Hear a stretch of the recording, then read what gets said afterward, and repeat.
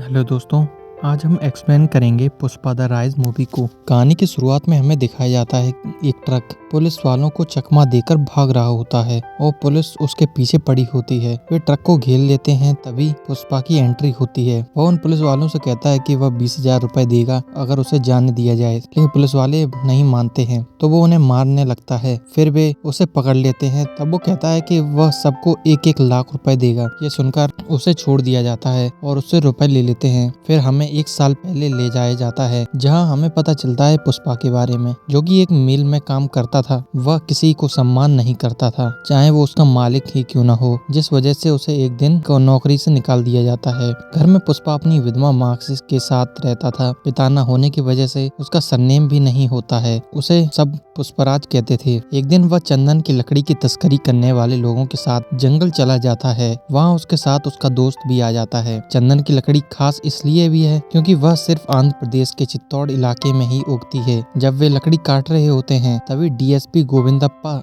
वहाँ अपनी पुलिस लेकर आते हैं। जब पुष्पा को पता चलता है तो वो सारी चंदन की लकड़ी को ऊपर पेड़ों पर छिपा देता है, लेकिन डीएसपी उसे धमकी दे जाता है। अगले दिन जब चंदन की लकड़ी से ट्रक भरा जा रहा था, तभी अचानक से डीएसपी वहाँ छापा मार देता है। सब लोग बचने के लिए वहाँ से भागने लगते हैं, लेकिन पुष्पा ट्रक ले जाकर कहीं छिपा देता है। लेकिन पुलिस वाले इसे पकड़ लेते हैं और लॉकअप में ले जाकर उसे ट्रक का पता बताने के लिए टॉर्चर करते हैं, लेकिन वो कुछ नहीं बताता। तभी हमें रेड्डी भाइयों का परिचय करवाया जाता है, जिसमें सबसे छोटा जॉली रेड्डी, उससे बड़ा जग्गा रेड्डी और सबसे बड़ा है कोंडा रेड्डी, जो कि चंदन की तस्करी करवाते हैं। जॉली और जग्गा थाने में आते हैं और पुष्पा की बेल करवाते हैं और उससे पूछते हैं कि ट्रक कहाँ है। वो उन्हें गाड़ी में ले जाता है जहाँ उसने ट्रक रखा था। वे उसको 5 लाख रुपए देते हैं, जिससे वह एक गाड़ी खरीदता है। वो अपनी माँ को दिखाता है। फिर उसको कोंडा रेड्डी बुलाता है, जहां पुष्पा कहता है कि वह चंदन के ट्रक को पुलिस से बचाने की तरकीब बता सकता है। फिर उसको कोंडा रेड्डी बुलाता है, जहां पुष्पा कहता है कि वह चंदन के ट्रक को पुलिस से बचाने की तरकीब बता सकता है।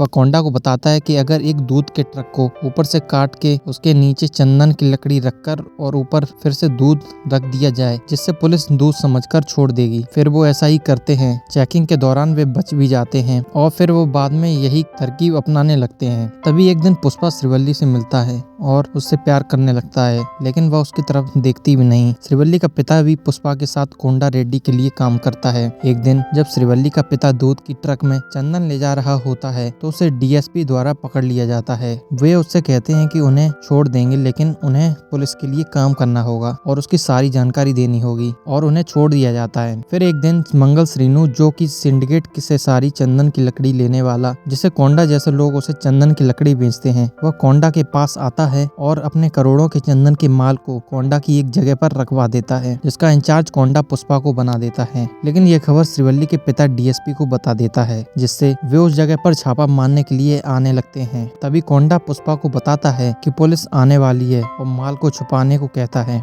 पुष्पा सारी चंदन की लकड़ी को नदी में फिकवा देता है और अपने दोस्त को पैसे देकर डैम बंद करवाने को कहता है। उसका दोस्त जाता है और डैम बंद करवा देता है, जिससे सारी चंदन की लकड़ी इकट्ठी हो जाती है और पुलिस लकड़ी को नहीं पकड़ पाती। इस खुशी में मंगल श्रीनू की एक पार्टी रखता है, जहां पुष्पा देखता है कि बड़े बड़े मिनिस्टर भी उस पार्टी में आते हैं। पार्टी में पुष्पा कहीं सुनता है कि श्रीनू चंदन को 2 करोड़ प्रति टन बेचता है, लेकिन कोंडा को सिर्फ 25 लाख की देता है। ये बात पुष्पा कोंडा को बताता है और दाम बढ़ाने के लिए कहता है, तो कोंडा उसी से बात करने को कहता है और अगर ऐसा होता है तो वो उसको 50% देगा। तभी उसका दोस्त श्रीवल्ली के पिता से पुष्पा की शादी की बात करता है, जिससे वो मान जाता है। जब पुष्पा श्रीवल्ली के घर जाता है तो उसका सौतेला भाई आ जाता है और कहता है कि ये उसके बाप की नाजायज औलाद भी है, जिससे पुष्पा गुस्सा हो जाता है और वहाँ से चला जाता है। फिर गुस्से में वह श्रीनू के पास जाता है और उसको कहता है कि वह उसके रेट बढ़ाए, नहीं तो वो डायरेक्ट चेन्नई बेचने लगेगा, और इतना कहकर वो वहाँ से चला जाता है। अगले दिन वह माल को चेन्नई में 1.5 करोड़ प्रति टन बेचने लगता है। उधर जॉली रेड्डी को पता चलता है कि श्रीवल्ली के पिता ने ही पुलिस को तस्करी की जानकारी दी थी, तो वो उसे मारने लगता है और श्रीवल्ली से कहता है कि उसके साथ सोना पड़ेगा, तभी उसके पिता लौटेंगे। वह रोते हुए पुष्पा के पास जाती है और मदद मांगती है। पुष्पा जाता है और जॉली को मारने लगता है और इतना मारता है कि वह कोमा में चला जाता है। जब ये बात कोंडा को पता चलती है तो पुष्पा को धोखे से एक जगह ले जाता है, जहां वह उसे मारने की कोशिश करता है, लेकिन गोली मारने से पहले ही श्रीनू के गुंडे वहां आ जाते हैं और कोंडा पर अटैक कर देते हैं। जब तक वो जग्गा को पकड़ने की कोशिश करते हैं, तब तक पुष्पा वहाँ से भाग जाता है, लेकिन वह दोबारा लौटता है और जग्गा को एक एहसान के बदले बचा लेता है और श्रीनू के साले को गोली मार देता है। जब कोंडा की मृत्यु शांति हवन में मिनिस्टर वहाँ आता है तो वो पुष्पा के कहने पर सिंडिकेट का उसे डीलर बना देते हैं, जिससे मिनिस्टर को ज्यादा कमीशन मिलता है। कुछ दिन बाद डीएसपी भंवर सिंह सिंडिकेट का इंचार्ज संभालता है। वह बहुत स्ट्रिक्ट होता है। जब पुष्पा उसे रिश्वत देने जाता है तो वो उसकी बेइज्जती करता है और कहता है कि उसको इज्जत चाहिए तो पुष्पा उसे सर कहकर बुलाए, जिससे पुष्पा उसे सर कह के बुलाने लगता है, जो कि उसके लिए एक असामान्य बात थी। एक दिन जब पुष्पा की शादी होती है तो वो भंवर सिंह के साथ दारू पीने लगता है और वहाँ उस बेइज्जती का बदला लेता है और कहता है कि बिना वर्दी के उसे उसका कुत्ता भी नहीं पहचान सकता, लेकिन पुष्पा को सब सलाम करेंगे। ऐसा कहकर वह वहाँ से चला जाता है और भंवर सिंह गुस्से में घर आता है। वहाँ उसका कुत्ता उसे नहीं पहचान पाता तो वह उस अपने कुत्ते को गोली मार देता है और पुष्पा के दिए गए सारे पैसों को भी जला देता है। और यहाँ पर पुष्पा द राइज मूवी का एंड होता है। अगर आपको अच्छी लगी हो तो हमारे चैनल को भी जरूर सब्सक्राइब करें।